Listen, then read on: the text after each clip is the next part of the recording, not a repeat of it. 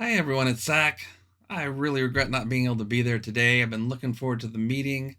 And when I got into this week, I realized that Sunday is my son's actual birthday, and it turns out that that's the only day our family can get together to celebrate. So I'm sorry, but my family is going to trump the SACC meeting this particular month. I do look forward to getting back to seeing everyone next month. However, there were some things I wanted to share with everyone, so I thought I'd make this recording, try out this format, and see if I can just share some of the thoughts I have with everyone for this month. Let me switch over to our agenda. Under club business, I just wanted to follow up that Bill Basari is working with a film crew that we were connected with through the VCF West organizer. They're doing a video on the history of video cards and wanted to do something on the video toaster. They've already connected for a meeting or two. That's moving forward. Hopefully, when they finish that, we'll get a link to that video, or at least the information on how we can see that video, because I think we would be interested to see how Bill's segment works out at the least. Another thing I wanted to share with everyone is after talking to Chris, we decided to make a change to the way we're doing our past meeting notes. We were doing this as HTML, which was a bit of work to make happen. Instead, I've switched that over to be basically a directory browser of the documents of the past meetings, and those are going to be in PDF format. Um, right now, I can't get figure out how to make the sort order to bring the newest up to the top, but we can sort by name and bring that up to the top. The last one I have in there is the January meeting from this year, and up that comes, and it will have the links and stuff preserved in there. Chris, if you're in attendance today, it would be nice if we can capture some of the links that I put into the agenda as well when we do those notes. Next thing I wanted to share is from AmiKit.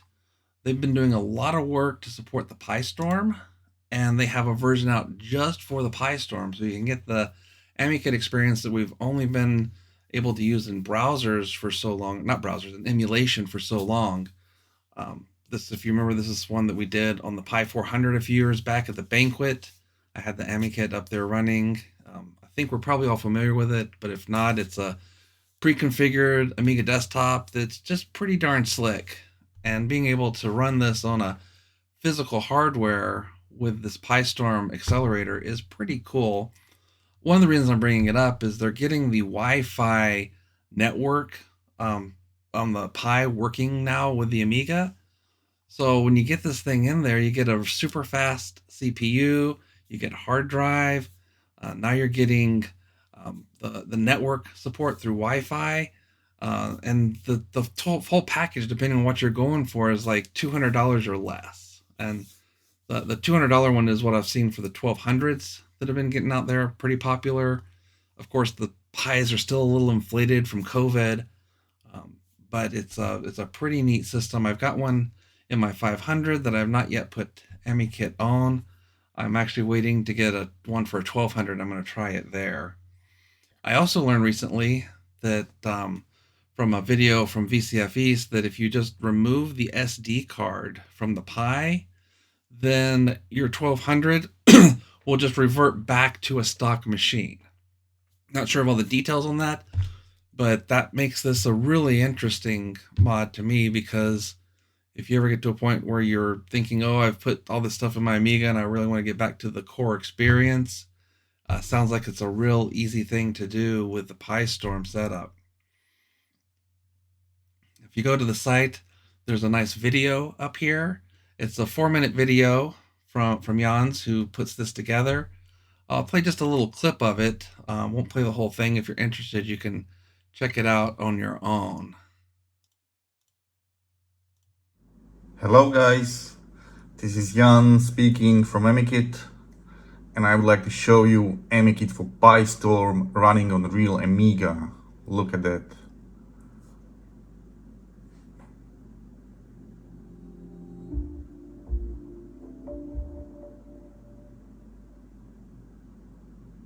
First thing you notice is that it's super fast. I'm actually amazed how fast can stock Amiga be only with PyStorm, including Raspberry Pi 4, of course, but this is still a real Amiga 1200. You have everything here. So that's a little teaser video. Obviously, this came with an RTG. I think I forgot to mention that earlier, that you get RTG out with this. The way it works on my Pi 500, and I believe the 1200 too, is you get your HDMI out, but you retain your standard Amiga out. And when you go into an Amiga mode, you need to go through your standard Amiga out. So there is potentially some monitor switching to go on there. I've seen some guys do some stuff where they've got the Pi for the RGB to HDMI mod for the standard video out, so that you get two HDMI outs that you switch back and forth from. So there's some things that can be done there. There's also work to actually take the standard Amiga out through the Pi as well, the Pi Storm Pi. So you just have the single HDMI out. Haven't heard that that's ready for production yet for prime time, but another exciting advancement that I'm looking forward to with the Pi Storm. I also wanted to talk about events. There's just been so many events happening in the past month or two, and so much more coming up. I wanted to highlight some of these. Class was held this last month. If you're not familiar with Class, that's the Commodore Los Angeles Super Show. Our Robert Bernardo, who visits us from time to time and always comes to AMI West, he puts on this show, and he's got the link in the agenda will take you to his website, and that's got all the information there.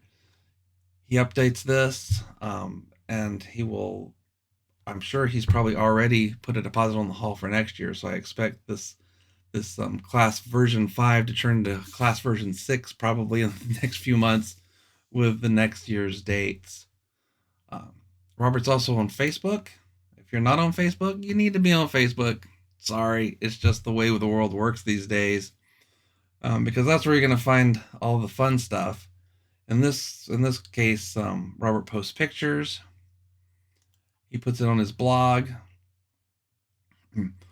Obviously, many of us know David Pleasance. He was there. They always do raffles. Class is kind of like a smaller, more intimate version of AMI West, with people displaying their stuff and doing small talks about different things, raffle, what have you. I've only been once. I missed it this year because I was out of town on a business trip. But it's one that I certainly do hope I have time to get to next year, because it's just a lot of fun. A lot of guys from the Fresno group, a lot of guys from an LA group down there, just doing a retro weekend. Here we got David peddling his wares, and so forth. So had an Atari Joy board there this year. That would have been a good one to see, and so forth. So you can obviously Google, look for the class blog, and see some of these pictures. VCF East was also held this month. I like to follow VCF East because they always have a good Amiga showing. There's VCFs all over the place. They all have different kind of flavors. A couple months ago, we had the Southwest, VCF Southwest, for the first time ever. Had some Amiga there, but it wasn't as strong as what I see in the East and what I'm expecting us to bring to West this year. But VCF East also has the advantage. If you follow the link here, this just takes us to the Vintage Computer Federation page, where you can see all their events and stuff going on. But once again, get on Facebook, because that's where Amiga Bill's at, and he's posted a ton of pictures from VCF East this year. So if you don't know Amiga Bill, he is an Emmy Award-winning director of photography. So he does put up some good pics. Even when he's not trying, they're good pics. So he's got some folks here that are from his user group. They have their own display here. It's what we're looking at right now. Of course, Bill, being a bit of a celebrity, had his own VCF badges made up that you could go get signed by Bill himself. Panel of speakers, YouTubers. A lot of this format carries forward through all the VCFs. And last year at VCF West, we had a panel of YouTubers and Twitch broadcasters and stuff. I imagine they'll probably do that again in the coming this coming year, although they have not finalized their schedule just yet. Here we are back at Bill's display. One thing that I found neat that I thought some people in our club might like to adopt is I've seen this style of shelving before. I mean, obviously we can get it online. You can probably get it at like Targets and Walmarts and type of stuff. What I found interesting was how they adapted this to be monitor shelving, and it's wide enough to be able to scoot our bread bins under, big enough up top to put a monitor with some speakers. Real clever idea. And if you look at that, they use this on their whole display. They had some of these broken down to just a single shelf. They had a couple of double shelves on there. In this picture on the bottom right, you'll see Bill has his custom dual stick that he built for playing Seekonoid. I think I actually had it built for him. We also have, if you remember last year, the guy that makes the joystickle adapter where you can plug that into your Amiga and use a Xbox controller.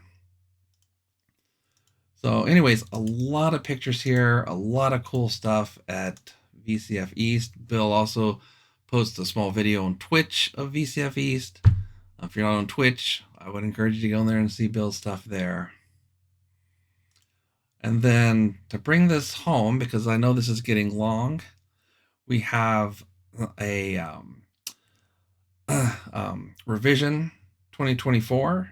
If you like the demo scene, this link will bring you to Demo Zoo, and there is a read more down here kind of in the middle of the page, and they break down the days, the times, the events, and these links take you straight into YouTube, so you can watch the full competition in there.